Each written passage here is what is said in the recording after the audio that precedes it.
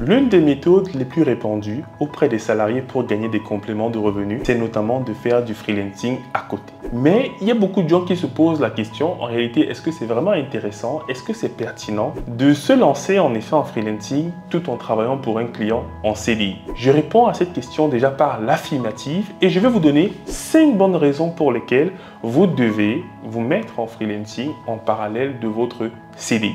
Mais avant, si c'est la première fois que vous écoutez l'une de nos vidéos, je suis Diran Taféen, formateur et consultant dans le domaine du cloud et du DevOps. Et au quotidien, je fais des vidéos comme celle-ci pour vous partager ma connaissance, mon savoir, ma passion, ma bonne humeur. Donc si c'est des éléments qui vous semblent pertinents, n'hésitez pas à vous abonner sur la plateforme sur laquelle vous nous écoutez. On est sur YouTube, on est sur Spotify, on est sur Apple Podcast et sur d'autres plateformes de podcast encore.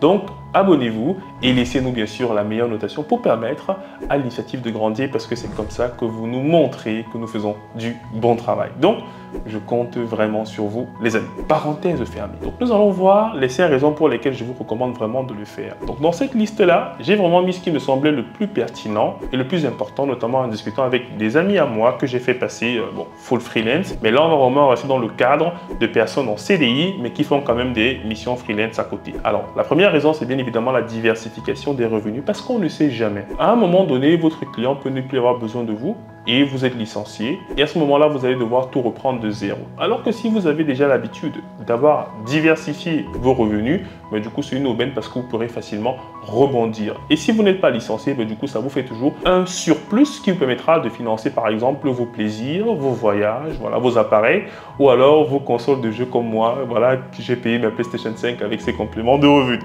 Voilà, petite parenthèse.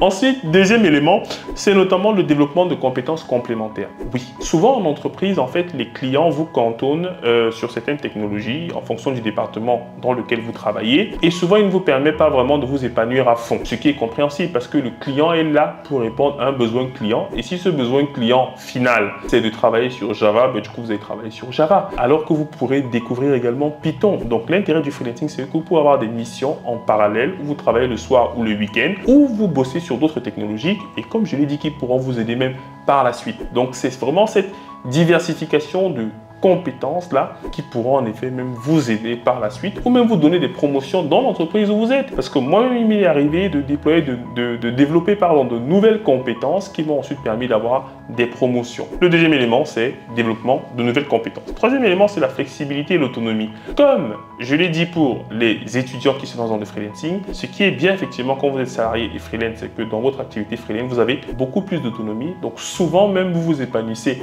beaucoup plus et c'est flexible. Le client va vous dire, je veux que vous me livriez peut-être à telle date, etc.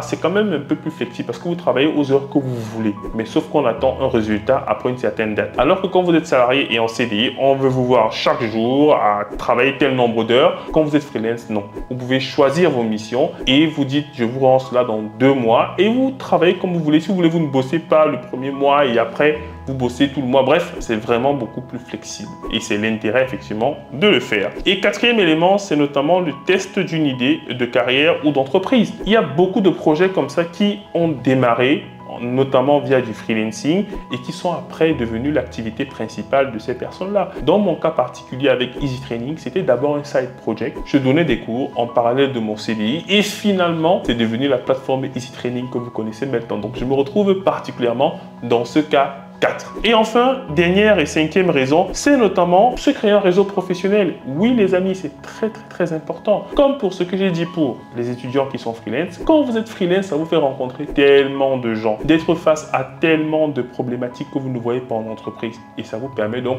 de pouvoir rencontrer des personnes formidables tout au long de mes aventures de freelance parce que ce sont des missions souvent de courte durée. Donc en un an, vous pouvez rencontrer 10 DSI et vous familiariser avec eux. Ils vont vous ouvrir des opportunités par la suite. Donc vraiment, ça permet d'avoir un réseau très important. Donc les amis, voilà 5 raisons pour lesquelles vous devez, en parallèle de votre CDI, chercher des missions freelance. Il y a plein de plateformes qui existent. Ici, je ne fais pas de promotion de plateforme, mais je pense que vous trouverez facilement. Si vous êtes dans le domaine de l'IT, vous allez en trouver. Donc n'hésitez pas à les faire.